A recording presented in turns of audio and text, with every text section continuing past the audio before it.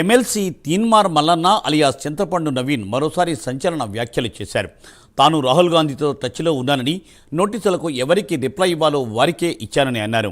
క్రమశిక్షణ కమిటీ ఇచ్చిన నోటీసులకు తాను రాష్ట్ర నాయకత్వానికి రిప్లై ఇవ్వనని స్పష్టం చేశారు. సస్పెండ్ చేసుకుంటే చేసుకోనివ్వండి అన్నారు. ఈ నెల 5వ తేదీన తీన్మార్ మల్లన్నకు కాంగ్రెస్ క్రమశిక్షణ సంఘం షోకాజ్ నోటీసులు జారీ చేసింది. వారంలోపు వివరణ ఇవ్వాలని ఆ నోటీసులో తెలిపింది. వివరణకు ఈ రోజు చివరి రోజు కావడంతో ఆయన చేసిన ఈ వ్యాఖ్యలు ఇప్పుడు చర్చనీయాంశంగా మారాయి.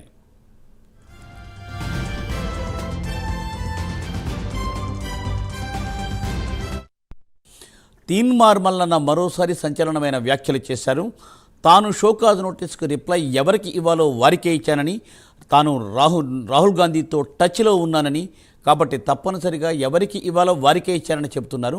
దీనిపై మరింత సమాచారాన్ని మా ప్రతినిధి అజీం అందిస్తారు. అజీం, మూర్తి కాంగ్రెస్ ఎమ్మెల్సీ చింతపండు నవీన్ అలియాస్ తీన్మార్ మల్లన్నకు ఈ నెల 5వ తేదీన టీపీసీసీ క్రమశిక్షణ కమిటీ నోటీసులు జారీ చేసింది. ఏదైతే కాంగ్రెస్ పార్టీ ఎంతో ప్రతిష్టాత్మకంగా తీసుకొని చేసినటువంటి సమగ్ర కులగణన సర్వేకి సంబంధించిన అంశంలో ఆ నివేదికను తనకు సంబంధించినటువంటి ఒక యూట్యూబ్ ఛానల్లో తను నేరుగా తగలబెట్టడం జరిగింది. దానిపై అగ్గిపుల్లతో తగలబెట్టి ఇది అసలు పనికిరాదు, ఇది ఒక తప్పుల తడక, ఇది ఒక జానారెడ్డికి సంబంధించిన సర్వే అని చెప్పి కూడా తను వ్యాఖ్యలు చేసిన నేపథ్యంలో కాంగ్రెస్ పార్టీ ఈ అంశాలను పరిగణలోకి తీసుకొని అనేక కంప్లైంట్లు, ఫిర్యాదులు కూడా టీపీసీసీకి రావడం కూడా జరిగింది. సో ఈ నేపథ్యంలో టీపీసీసీ క్రమశిక్షణ కమిటీ తను చేసినటువంటి వ్యాఖ్యల్ని కావచ్చు, తను కాంగ్రెస్ పార్టీ ప్రతిష్టాత్మకంగా తీసుకున్న ఒక నిర్ణయాన్ని, చేసినటువంటి సర్వేని ఇట్లా బహిరంగంగానే తగలబెట్టడం అనే అంశంపై కూడా ఏదైతే షోకాజ్ నోటీస్ ఇచ్చింది, ఈ నెల 12వ తేదీ లోపు కూడా ఈ క్రమశిక్షణ కమిటీకి రిప్లై ఇవ్వాలని చెప్పి కూడా ఆ లేఖలు చాలా స్పష్టంగా పేర్కొంది. కానీ ఇప్పుడు తీన్మార్ మల్లన్న అయితే ఇప్పటికి ఎలాంటి రిప్లై ఇవ్వలేదు.